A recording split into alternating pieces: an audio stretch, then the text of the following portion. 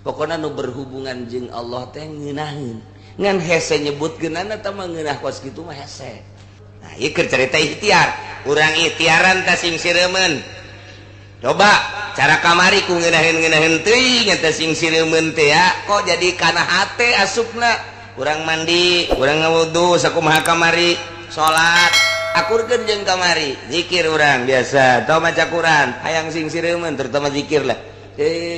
dipaksa-paksa ge urang ja eueuh di ikhtiaran teh datang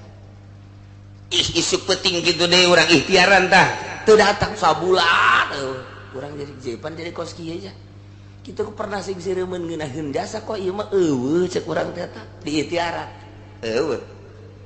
tapi lamun urang keur tenang datang sorangan oh ngeunaheun di mana can kajahoan urang mun teu boga guru hese konsultasi tapi ketika urang boga guru konsul ka guru boga papanggihan tak kos kitu cak guru teh terusan ketika urang teu datang konsul urang ka guru ja eueuh deui hasia cinta duniana terlalu tinggi piceun gara-gara cinta dunia kontak aya sorangan oh bener sen inget kasen mobil icen gua hari orang ulah aya di jero hate bangsa mobil motor segala rupa eueuh ngan capek kan aya sorangan jadi tama asal dunia eueuh di jero hate eta aya asal aya bae cinta kana dunia eta eueuh bisa dibuktikan ku jelema-jelema anu hayang dumadeheus ka Gusti Allah khusus antara cinta dunia jeung teu cinta dunia bakal nanyana milih embung cinta dunia sebab ngabogaan kangeunahan indah jasa lah dunia mah kurang teu diteangan ge wayah aya mah aya bae dunia mah kurang ditiangan ge wayah eueuh bae dunia mah ternyata kurang wayah teu diteangan eueuh mah bae beneran tah mah akur nya teu diteangan nya eueuh atuh pas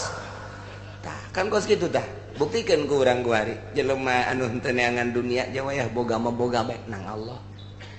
aya anu dagang bae jana teh rugi deui ku Allah aya anu dagang mah biasa lu modal ngaletik tapi jadi untung gede nang Allah aju ku hari modal gede untung gede nang Allah keneh bae aya nu ku hari teu dagang teu boga atuh nang Allah keneh sarua bae oh jadi urangna doang ye nu kudu gulak-gilek ke jero hatena ja kabeh ge geuning bukti Allah nang Allah ngan urang teu bisa ngalempengkeun kabeh nang Allah asa nang urang bae ketika asa nang urang hijab mulai ketika urang untung bunga hijab mulai ketika urang rugi susah atau prihatin hijab mulai etalah nu bakal ngahijab ka diri urang ketika urang hayang ka Allah tak eta ikhtiar eta teh bakal leungit ketika urang tafakur ka dinya ya cak urang jadi ikhtiaran ge we mah bae jadi ikhtiaran ternyata eueuh geus eta mah kumaha Allah akurkeun jeung ieu ja Allah geuning nu ngabulak-balik hate ja Allah geuning nu ngabulak-balik mata ku urang geus diusahakeun ge kafir Mekah pamentana kitu ge geus kajahoan ku Gusti Allah janang Allah ngate imankeunana timbul bae ke pertanyaan aya kos kitu mah atuh Allah teh kok teu jujur teu adil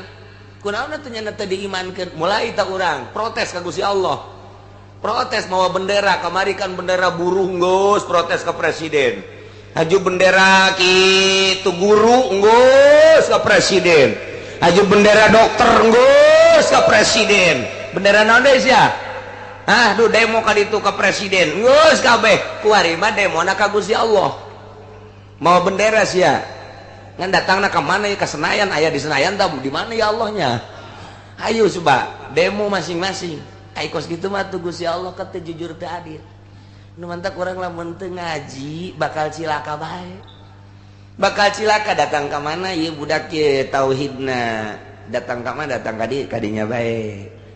ke lamun naik deui datang ka dieu ke naik deui datang ka dieu naik deui naik terus diukur dulu mantak lamun ngaji na model kos kieu mah ieu tauhidna tauhid TK bae tauhid TK bae geus cukup tauhid TK ge nu penting mah asal ngajembat di jembatan Siratal Mustaqim moal maleset sakitu doang ngan moal hiber doang moal tauhid kos urang mah kos kieu mau tauhid TK mah moal hiber ka sorgana urang bisa neureukkeun pa itu saru hiber itu wah cepet amat Itu saya itu tuh nunggu bener ada lalaunan mararaunan kan mantep kan itu mah kos manuk gaope koplek ai urang mah ieu aduh ieu tadi dia teh tauhid urang kos ieu tauhid urang mah sebab engke keyakinan teh ditambahanna mah ku Gusti Allah sorangan sanajan urang maca kitab tauhid bet teu yakin mah teu bae kiai bae contohna mun magahan tauhid teh hebat jasa di lembur urang di lembur urang bae mah kiai urang lah di masjid di mushola dulur rezeki mah ti Gusti Allah kan gitu wa ma min dabatin fil ardi illa Allah rizquha setiap anu kumalandang di muka bumi loh ku Allah dirizkian geus teu kudu diteangan rezeki mah nang Allah sanajan cicing bae ge ku Allah dirizkian diondang bae ngariung teu diberkatan marah bener pun eta tadi ngawurukan tauhid ka mana tauhid ka mana ta tauhid jadi lisan mah lisan hate mah lain deui lisan jeung hate lain deui nu mah ieu mah ye bisa debat ilmu tauhid bisa pakai debat sungut mah tapi keyakinan mah teu bisa didebatkeun teu bisa didebatkeun keyakinan mah nu mah bisa diukurna yakin teh engke ku ahli thariqah nu geus jadi bisa ngukur keyakinan murid-muridna ikida kiceupna tina lempangna tina perilakuna kadeuleuan ku guru thariqah nu guruna mursyid keyakinanna datang kadinya keyakinan datang kadinya nu mantak mere instruksina ge disesuaikan jeung keyakinan-keyakinanna atuh eta bae contona tah urang ngaji tauhid di guru urang ucap petang jasa geus carita rezeki bae heulanan ieu mah ulah bingung-bingung ku rezeki wa ma min dabatin fil ardi illa Allah rizquha nang Allah ngarizkian teh nang Allah geus yakinkeun ku sia sungutnya na takos kitu tah sungutnya na takos ya isukna nyana dagang si kiai pan dagang teh anangan rezeki eta dagang teh minju berarti teu percaya ka Allah namun nyana masih kena dagang berarti teu percaya kana yen Allah ngarizkian sebab dina pikirannya na aing mun teu dagang teu dahar sarujeng kitu pan berarti eta guru tauhidna kudu dirantai kos kitu teu akur jeung omongna guru tauhid batul lain kos kitu aya nu geus boga keyakinan mah dagang ulah dagang guru tauhid mah geus pancena Kangjeng Nabi ge dagang lain keur carita Kangjeng Nabi teh mah balik deui ka syariat ieu mah keur carita keyakinanana kecerita keyakinan mata wali memeh jadi wali teh nyana nguji keyakinan ninggalkeun lembur aing mah deuk dia nguji keyakinan moal dagang moal tani aing mah moal nanaon engke dahar ku Allah sapoe dah masih kena tanaga 2 poe tanaga 3 poe mah geus sebut tanaga pan tanaga geus kiceup bae wa nuqallibu afidatahum wa absarahum kaulah ngabolak-balik kana matana sehingga matana teh teu bisa neuleuh kana bener sehingga teu paham nyana kana hak wa absarahum jeung ku kaulah dibolak-balik pangdeuleuna sehingga teu daek deuleuh kana hak nyana teu iman percis kama lam yu'minu bihi awal marrah sakumaha teu arar iman bae dina awal kajadianana geus wa nazaruhum ku kaulah diantep bae tabakos kitu mah itu gianihim dina kalacutan anak engke ujung-ujung nama anjana ya mahu bingung jadi berarti menang Gusti Allah ya urang ka dieu datang dibulak-balik ka teh urang teh di imah teh barang malam minggu teh isukan poe minggu aing mah ngaji geus disiap-siapkeun banna geus disiap-siapkeun sagala naon kitu ngaranna bensina eta lain nang urang menang Allah wa nuqallibu afidatahum aya anu geus biasa ngaji ge lain mah deuk perebe heulanan emang aya naon babaturan aing ngadaguan di ditu tuh deuk ngabesan jeung teh dibalikeun ku Allah ulah ngaji ngabesan bae nang Allah teh kos kitu menang Allah wa nuqallibu afidatahum ulah nang urang muga rasa nang urang cilaka nang Allah eta mah kos kitu ngan ikhtiarna menang urang anu ngabuktikeun datang ka dieu nang Allah nu ngabuktikeun datang ka ditu menang Allah atuh kafir ge menang Allah ngapirkeun teh nang Allah urang iman ka Gusti Allah menang Allah eueuh urangan sebenarnya mah ngan lamun urang ditarik-tarik ka deja luhur teuing tah ngaji geus bae urang mah aya ikhtiar di urang aya kasab di urang geus eta ikhtiar jeung kasab nu urang anu ngahayukeunana mah nu ngabuktikeun Gusti Allah Subhanahu wa ta'ala padahal kabelah dituna mah ikhtiar ieu hirup mah lamun geus luhur jasa urang ibadah ka Gusti Allah bakal moal aya ikhtiar tinggalin ja ikhtiar kurang di ikhtiaran yang cager jasa yang cager awak endahan modal kita ikhtiar pan beak eta kada sa ikhtiar eta di ikhtiaran kurang anak kurang ge da supaya daek mondok geus ka dieu geus ka ditu geus ka dieu tetep bae main PS bae ikhtiar tinggal ikhtiar kan aya anu ikhtiar dihayukeun ku Gusti Allah aya anu teu diikhtiaran aya anu diikhtiaran kurang tapi teu akur bukti nama ikhtiar mah engke tinggalin ieu nganjang urang sebagai kaum ahli sunnah wal jamaah tetep kudu nempelkeun ikhtiar supaya kaharti jang naon eta ikhtiar jang nempelkeun ganjaran jeung siksa di dinya ta nempelna kabelah dituna mah lain kobo ieu mah tah ieu geus luhur tah ngaji tah wa nuqallibu afidatahum wa absarahum atuh kaula janu ngabalik ngabulak-balik kana hatena mah anu ngabulak-balik kana pangdeuleuna dibulak-balik hatena paham henteu nang kula dibulak-balik matana mata hatena iman henteu janang kula berarti urang urangan nang Allah kabeh jasana jan urang terus bae ge teu paham mah henteu bae kos urang ngaji bae unggal minggu ka dieu ngan datang doang ditanya mah naon setan tadi nu dibahas dah geus nanya ngajina ge pokona aing asal datang bae geus diukreup balik beres atuh geus teh gara-gara tentang Allah tah kos kitu nyana mah datang ka dieu teh ngan datang balik geus beres geus asal aya catetan di malaikat bae tah mah malaikat ge bingung barang di akhirat teh catetanna mah loba tapi pahaman teu cenah teu paham-paham mah jelema ieu tapi catetanna mah aya bae barang di deuleuh geus lah atuh udah sesuai jeung catetan bae tilok dilaksanakeun ja puasa Rajab nya henteu nya mah teh ngaji mah ngaji bae geus cak malaikat Mikail teh geus lah geus maningkan ka sorgakeun bae geus sesuai jeung pitulisan apa bae geus tah lain kitu jarenya mah teu galaksana ngomong kitu teh mending balangkeun apa ka ditu geus kitu bae masyaallah sesuai jeung tulisan udah baca geus ya Allah ya Karim jadi hak peto Gusti Allah nuqallibu afidatan karasana engke di mana-mana jelema ibadah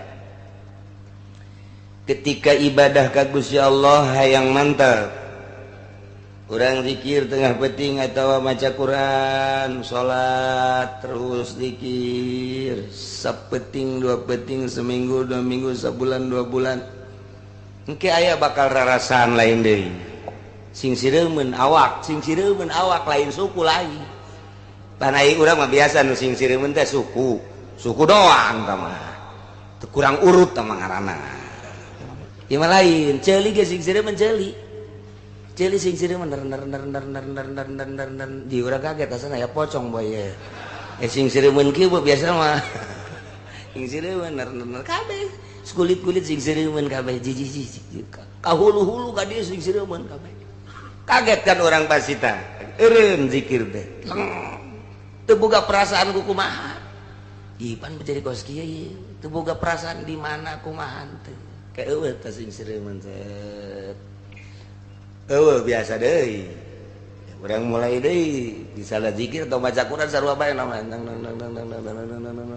aya deui teh sing sireumeuh tamangan sing sireumeuh teh berangkatna lain di suku tapi di hate sing sireumeuh tukang tani mah di suku mulaina di dieu ieu aju digebugan blok kunaon teh karet aya karet kabeh cageul aya mah lain mimitina di dieu di dada deng kabeh ka awak kos muringkak bulu tapi ieu mah sing sireumeuh teng geus tah lantaran nu pertama ge kos kitu jateuna naon ku ari mah ditahan-tahan surusup bae ka jero hate ngeunaheun perasaan ngeunaheun oh nikmat ta eta pan teu diikhtiaran datang kos kitu dasang sulusup nikmat ngeunaheun maca Quran ngeunah zikir ngeunah pokona nu berhubungan jeung Allah teh ngeunaheun ngan hese nyebutkeunana teh mah ngeunah kos kitu mah hese sebab dapat timbul ti sing sireumeun mantak ente ge kudu sing sireumeun heula ge coba ge ummah coba ge sing sireumeun tang ge ngeunaheun oh ngeunaheun rindu urang bakal mah ngan eta sing sireumeun ge hese buah isuk peuting mah eueuh nah ieu keur carita ikhtiar urang ikhtiaran ta sing sireumeun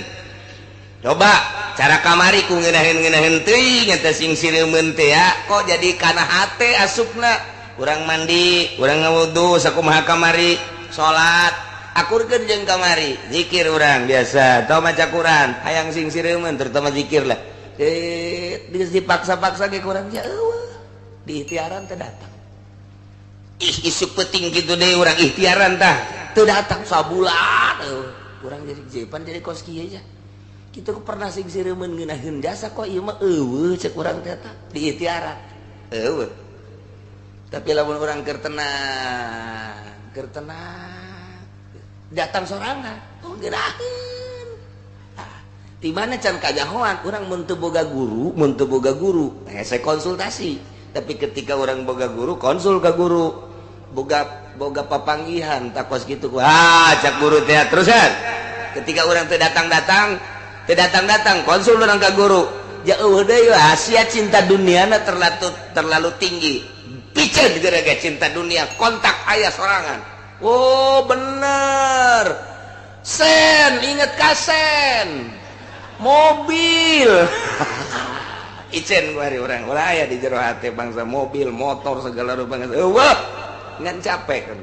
aya sorangan jadi tama asal dunia eueuh di jero hate eta aya asal aya bae cinta kana dunia eta eueuh bisa dibuktikan ku jelema-jelema anu hayang dumadeheus ka Gusti Allah khusus antara cinta dunia jeung teu cinta dunia bakal nanyana milih embung cinta dunia sebab ngabogaan kangeunahan indah jasa lah dunia mah kurang teu diteangan ge wayah aya mah aya bae dunia mah kurang ditiangan ge wayah eueuh bae dunia mah ternyata kurang wayah teu diteangan eueuh mah eueuh bae beneran tah mah akur nya teu diteangan nya eueuh atuh pas tah kan kos kitu tah buktikan ku urang kuari jelema anu teu neangan dunia jeung wayah boga mah boga bae nang Allah aya anu dagang bae jana teh rugi deui ku Allah aya anu dagang mah biasa lu modal laletik tapi jadi untung gede nang Allah aju kuari modal gede untung gede nang Allah keneh bae aya nu kuari teu dagang teu boga atuh nang Allah keneh sarua bae oh jadi urangna doang ye nu kudu gulak-gilek ke jero hatena jaka bae geuning bukti Allah nang Allah kan urang teu bisa ngalempengkeun kabeh nang Allah asa nang urang bae ketika asa nang urang hijab mulai ketika urang untung bunga hijab mulai ketika urang rugi susah atau prihatin hijab mulai etalah nu bakal ngahijab ka diri urang ketika urang hayang ka Allah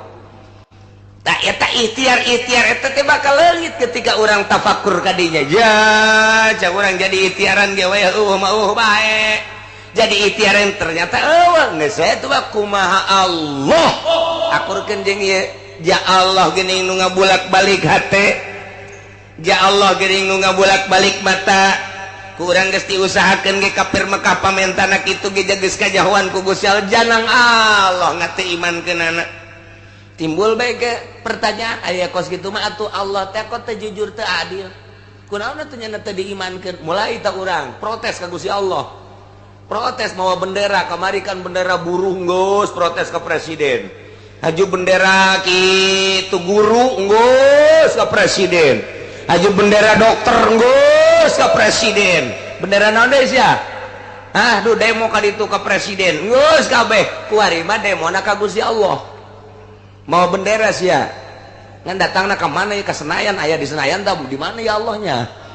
ayo coba demo masing-masing ai kos kitu mah tuh Gusti Allah kata jujur teu adil nu mantak urang lamun teu ngaji bakal cilaka bae bakal cilaka datang ka mana ieu budak ye tauhidna datang ka mana datang ka dieu kadinya bae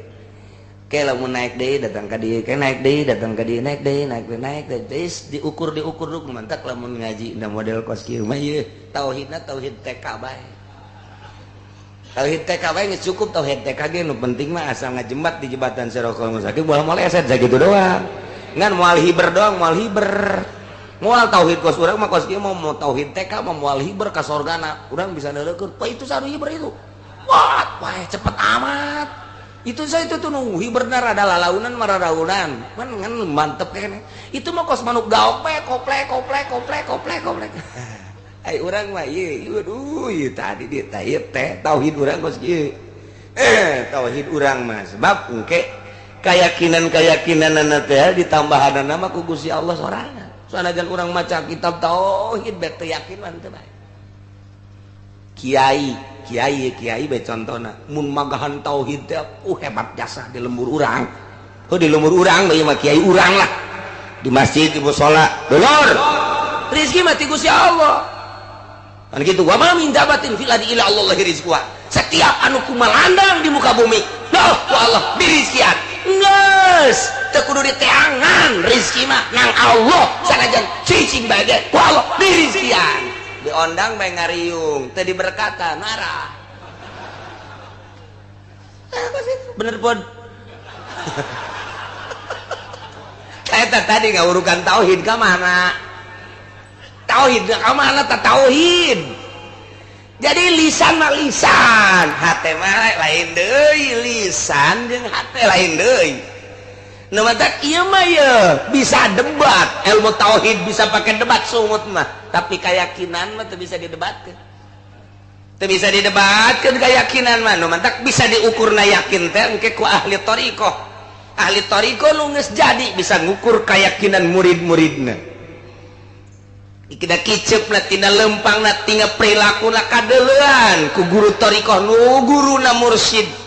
keyakinanna datang kadinya keyakinan datang kadinya nu mantak mere instruksina ge disesuaikan jeung keyakinan-keyakinanna atuh eta mah contona tah urang ngaji tauhid di guru urang ucap petang jasa geus carita rezeki bae heulanan ieu mah ulah bingung-bingung ku rezeki wa ma min dabatin fil ardi illa Allah rizquha nang Allah ngarizkian teh nang Allah geus yakinkeun ku sia sungutnya na takos gitu tak sungutnya na takos ya isukna nyana dagang si kiai pandagang teh anangan rezeki eta dagang teh minju berarti teu percaya ka Allah namun nyana masih kena dagang berarti teu percaya kana yen Allah ngarizkian sebab dina pikirannya na aing mun teu dagang teu dahar sarujeng kitu Pak berarti eta guru tauhidna kudu dirantai kos kitu akur jeung omongna guru tauhid batul lain kos kitu aya nu geus boga keyakinan mah dagang ulah dagang guru tauhid mah geus pancena Kangjeng Nabi ge dagang lain keur carita Kangjeng Nabi teh mah balik deui ka syariat ieu mah keur carita keyakinanana keur carita keyakinan mah wali memeh jadi wali na teh nyana nguji keyakinan ninggalkeun lembur aing mah dekal ya nguji keyakinan moal dagang moal tani aing mah moal nanaon engke dahar ku Allah sapoe dah masih kena tanaga 2 poe tanaga 3 poe mah geus sebut tanaga pan tanaga geus kiceup lagi cak nyana keneh Allah mana ya Allah ngarizkian aing ieu geus dagang henteu digawe henteu naon henteu berarti aing yakin kudu ka Allah 4 poe geus teu bisa robah-robah acan kicep dia ngecarang supaya hasan aing ya dicoba keyakinan ya Allah emang teu nyahoeun aing kos kieu teh nang Allah aing kicep dicarang ke nang Allah meureun ku Allah bakal dikuatkeun aing teu dahar ge kuat cek Allah paeh atuh paeh ku Allah bae aing mah teu kebel engke ge aya nu kadinya datang meng urang nyeuleuk kadinya sial meng ngoroti hayang aing kudu dicokot ku aing mah moal berarti aing kasab keneh kos kitu mah moal aing mah geus ku Allah bae ku Allah bae aing mah nah ku Allah ngeok-ngeok sia engke ge ucing datang ka dieu nae ka dada urang roti mantap. Teh eta kos kitu. Engke terus dihuapan ku ucing sorangan. Nang Allah. Mungkin melalui ucing, mungkin melalui maung, mungkin melalui gajah, melalui orai. Engke ge aya bae teh rezeki teh ya. Lasal urangna yakin ka Gusti Allah.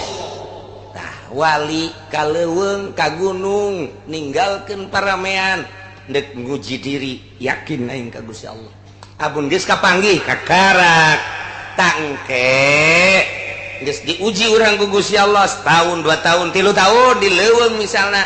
geus ka Gusti Allah bae kakarak mulai cobalah ieu mah kekuasaan Gusti Allah lain hayang abdi mangan abdi hayang ngabuktikeun keistimewaan kamaha kawasaan Gusti Allah jang tambah keyakinan abdi Gusti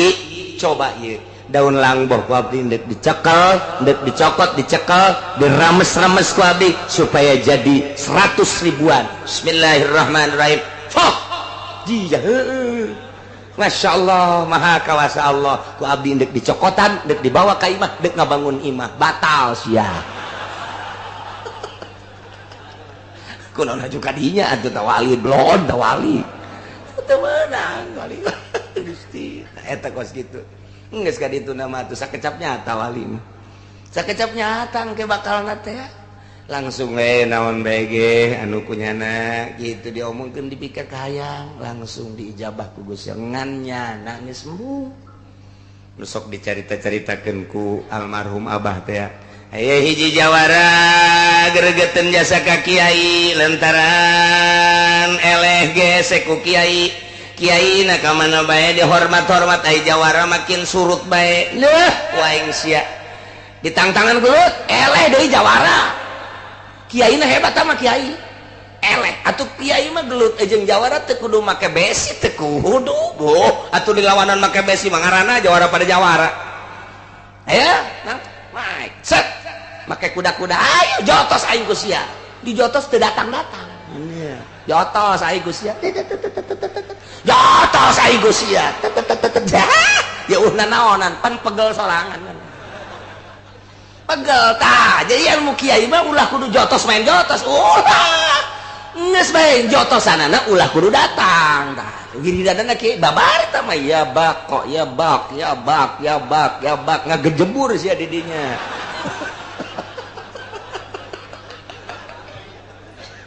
hiji tah eta ilmu kiai eleh atuh eleh cerita atuh jawara teh jalain eleh adu kakuatan teu datang-datang okos ndek dek naon gitu ngaranna mukakeun ieu pernah terjadi di Sidina Ali panaya jawara ngahareupan Sidina Ali pedangna diangkat ku jana dek ditumbas leher Sidina Ali angkat pedang syat sakumaha pedang panjangna sih tapi encen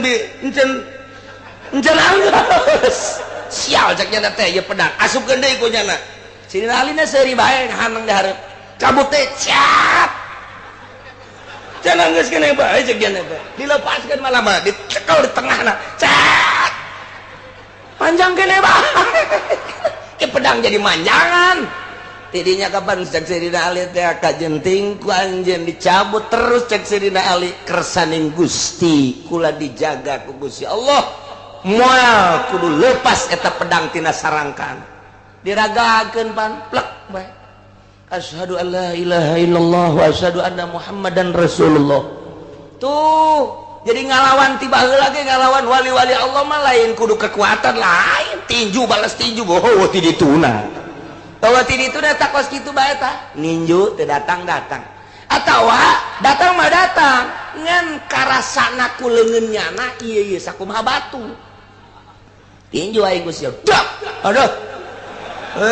jadi nanti itu mah jalain banget tamat tuh besi tamat dah eta pipi aing tinju ku sia dek gemper aing leungeun kata ilmu kiai mah kos kitu kuduna atawa tadi golok sek panjang kene ini mah anggeus asupkeun deui beres tah eta kos kitu diondang cek gerjawara teh diondang hari diondang gitu diajakan gelut aing eleh segala rupa aing eleh ku aing sia diisin-isin di dulu baju lemak yes beres diondang hariung ka imah jawara jang kiai biasana kan make kasur nah tawa make samak anu bagus dihandapna kunyana digali ditendenan bangke ucing dipoprok diratakeun kiai diondang cicing di dinya beres memeh ngariung teh hampura cak jawara kiai kunaon eta tadi handap aya rembes bae aya naon coba kiai coba buka buka ieu naon coba kiai tadi jerona coba tetebakan kiai naon cak kiai teh nu rembes-rembes kieu mah biasana belut nah sia kiai mun lain belut berarti kiai batal ka kiaiana masalah cak nya teh gale dah karena wari mah kanyahoan kiai blon ya yang geus tulak cangkeng bae lain kiai teman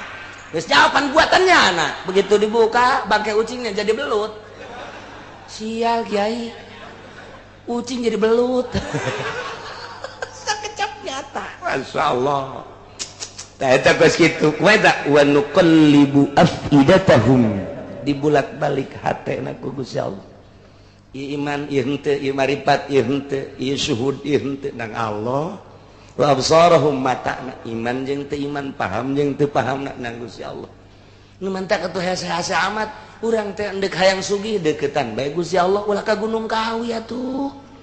urang hayang gagah deketan bae Gusti Allahna hayang naon bae deketan bae Gusti Allahna nu boga gagah Gusti Allah nu boga sugih Gusti Allah mantak naon atuh ka Gusti Allah ye hese-hese teuing numantek cenah sia hayang sugih mah tuh cara kiai kan sia kudu mentang mata kiai mah nya nama hayang sugih ge muterkeun tasbih doang jadi sugih kiai mah muterkeun tasbih jadi gagah kiai mah coba puterkeun ku sia datang ka pegat tasbih kudu boga aturan atuh nasbih ge lain satasbih nah kudu boga aturan jeung hate ieu mah dinu loba jelema geus ieu bae wih, pohara jasa buluh giliran bae sorangan tas bae dialungkeun tolol bangsa penceramah atau kos kitu tah di loba jelema tas bae dikaluarkeun ngobrol deui kieu bae padahal mah lain keur nasbeh teh mah sok-sokan doang di mah mah teu tilok nasbeh tilok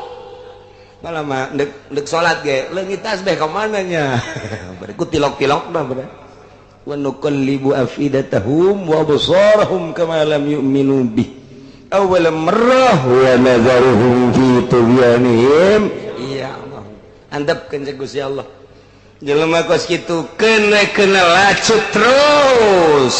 geus aya dina rahasia aing geus aya dina ilmu aing anjeun mah anjeun bae Muhammad geura dakwah anjeun mah ngan sakadar tugas ti kaula dakwah sampaikeun syariat nya sakitu ulah boga pikiran kadua katilu hiji tabligh adapun daekeun jeung teu daekeun lain urusan anjeun Muhammad urusan aing mantap urang ge kos kitu tah datang ka imah magaan ngaji ulah boga pikiran kumaha ayu bae dakwah ajak ulah boga pikiran geus eta diajakan ku aing teu daekeun bae heran jasa panatu si aing kanu itu mah teu teuli neteuli si itu ge pan diajakan ku sia tuh sia teu neteuli pan si eta mah neteuli amat teu daekeun itu teu daekeun eta teu daekeun tapi sia neteuli lain gitu ai itu mah susah sabodo teh mah daekeun teu daekeun ge pan ieu mah sugih lamun daekeun kan lumayan jadi boga kadua tolol tak kiai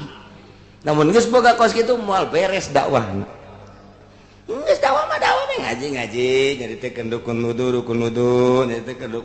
rukun salat nyaritakeun tauhid nyanana balik ulah aya naon-naon geus mantep kos kitu mantap cek amah almarhum abah doyong mah lamun urang magahan ngaji di lembur urang beuki ngopi urang beuki ngerokok rokok mawa sorangan kopi mawa sorangan ulah ngaharepkeun pameret ti jamaah urang eta mantap kos kitu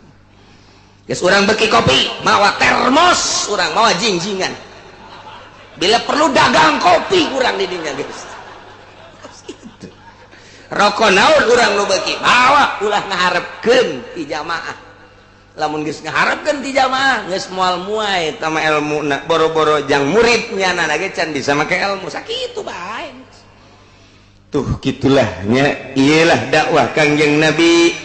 ngajakan anak Kangjeng Nabi sehingga Kangjeng Nabi dicaci dimaki ku ahli Mekah dipenta mukjizat hampir Kangjeng Nabi ge terpancing tapi ternyata kabelah dieuna tereda hati Kangjeng Nabi tiis hati Kangjeng Nabi terus dakwah Kangjeng Nabi sanajan dicemooh dicaci dimaki diciduhan diperangan Kangjeng Nabi teh tetep bae terus bae ngalih Kangjeng Nabi ti Mekah ke Madinah di Madinah terus Kangjeng Nabi dakwah sampai perang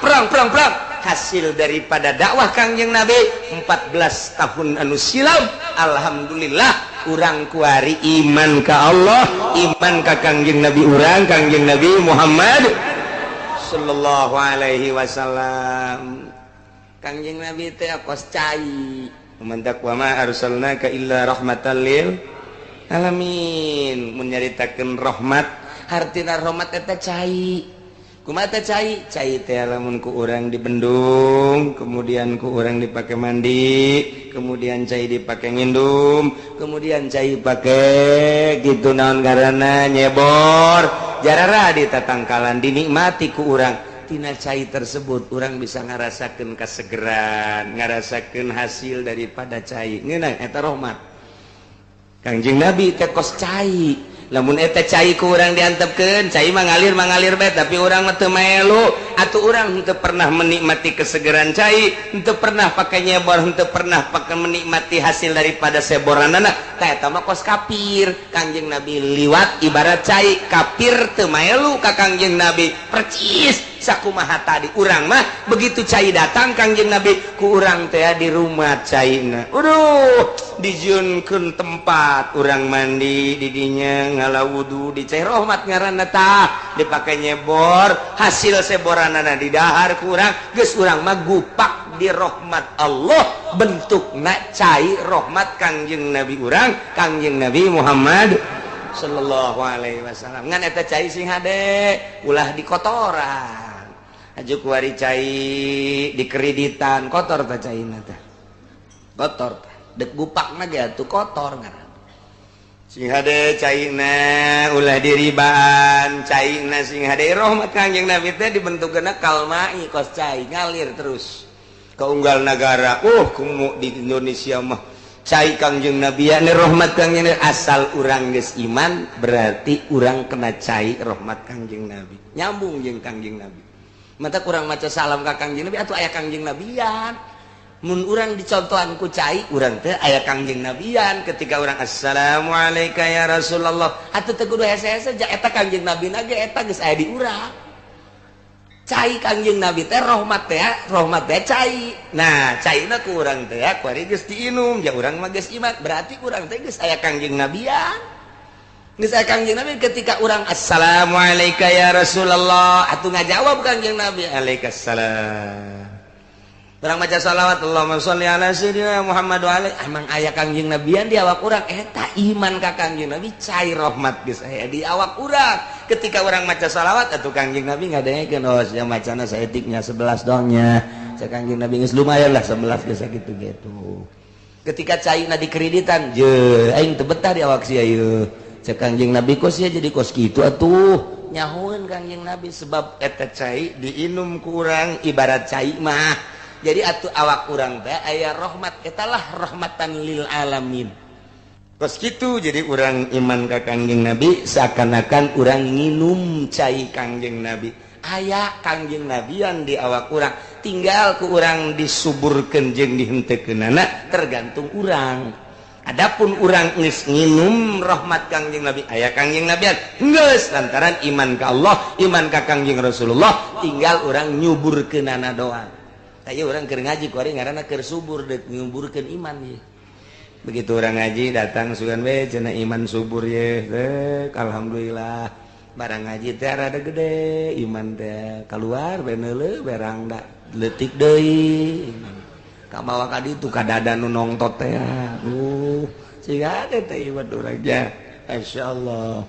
sekali deui urang mah bersyukur alhamdulillahirabbil alamin teh hese bele ke urang iman ka Allah iman ka Kangjeng Rasulullah hartina urang dididik ku lingkungan cek ngomong didik nama geus aya tetesan ti dituna janang Allah wa nuqallibu afidatahum wa absarahum nang Allah urang iman sia paham sia mantep sia nang Allah ngan urang berusaha terus supaya lebih mantep lebih mantep deh sehingga kadeuleu ku urang sosok Kangjeng Nabi kadeuleu ku urang engke Gusti Allah ku bataha teh moal aya jelema nu luhur diangkat jadi wali tanpa melalui Kangjeng Nabi moal aya urang tak terjelan ye ku ari hayang jadi wali zikir bae teu maca sholawat moal jadi zikir doang ka Gusti Allah teu maca sholawat moal jadi kudu melalui Kangjeng Nabi bae sebab turuna syariat tarekat jeung hakikat melalui Kangjeng Nabi kuari urang ngalewatan Kangjeng Nabi zikir bae walah wahweuleul bakal nangke seuri serangan ge hehe asal jelema hehe grogol bagian ini eta tidak zikir teu make Kangjeng Nabi kudu make adab kudu make Kangjeng mantak istighfar sholawat nah mantak endek mere zikir di deuleu heula lahanna oh can subur nah sholawatna heula moal bisa urang zikir langsung tanpa make sholawat moal